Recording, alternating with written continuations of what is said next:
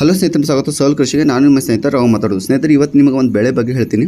ನಮ್ಮ ರೈತರು ಅದು ಏನಾದರೂ ಕೃಷಿ ಮಾಡಿದ್ರೆ ರೈತರು ಆಲ್ಮೋಸ್ಟ್ ಅಲ್ಲಿ 1 ಎಕರೆಲಿಂದ 1 ಲಕ್ಷದಿಂದ 1.5 ಲಕ್ಷ 3.5 ತಿಂಗಳೊಳಗೆ ಪ್ರತಿ ಎಕರೆಗೆ ಗಳಿಸ್ಬೋದು ಸ್ನೇಹಿತರೆ. ಆಮೇಲೆ ಅದಕ್ಕೆ ನೋಡಿರಿ, 1 ಎಕರೆ ಒಳಗೆ 5,000 to 6,000 ತನಕ ಅಷ್ಟೇ ಖರ್ಚು ಬರ್ತೈತೆ. ತಲೆ ನೋವಿಲ್ಲ ಆ್ಯಕ್ಚುಲಿ ಹೇಳ್ಬೇಕಂದ್ರೆ. ಆಮೇಲೆ ಅದು ಬೀಜ ಭಾಳ ಡಿಮಾಂಡ್ ಐತೆ.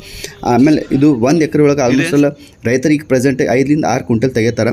ನೀವು ಚೆನ್ನಾಗಿ ಮಾಡಿದ್ರೆ 7, 8, 9 ತೆಗಿಬೋದು ಸ್ನೇಹಿತರೆ ಕ್ವಿಂಟಲ್ ಪ್ರತಿ ಎಕರೆಗೆ. ಆಮೇಲೆ ಇದು ಬಂದುಬಿಟ್ಟು ಕುಂಟಲಿಗೆ 12,000 to 25,000 ತನಕನೂ ಪ್ರತಿ ಕುಂಟಲಿಗೆ ಮಾರ್ಕೆಟ್ ಆಯ್ತು ಸ್ನೇಹಿತರೆ. ಅದು ಯಾವುದಂದ್ರೆ ಚಿಯಾಸ್ ಫಾರ್ಮಿಂಗ್ ಅಂತ ಹೇಳ್ತೀನಿ. ಆಮೇಲೆ ಅದು ಕಂಪ್ಲೀಟ್ ನಿಮಗೆ ಮಾಹಿತಿ ಬೇಕಂದ್ರೆ ನಮ್ಮದು ಯೂಟ್ಯೂಬ್ ಚಾನಲ್ ಒಳಗೆ ನಾವು ವಿಡಿಯೋ ಮಾಡಿದೈತಿ.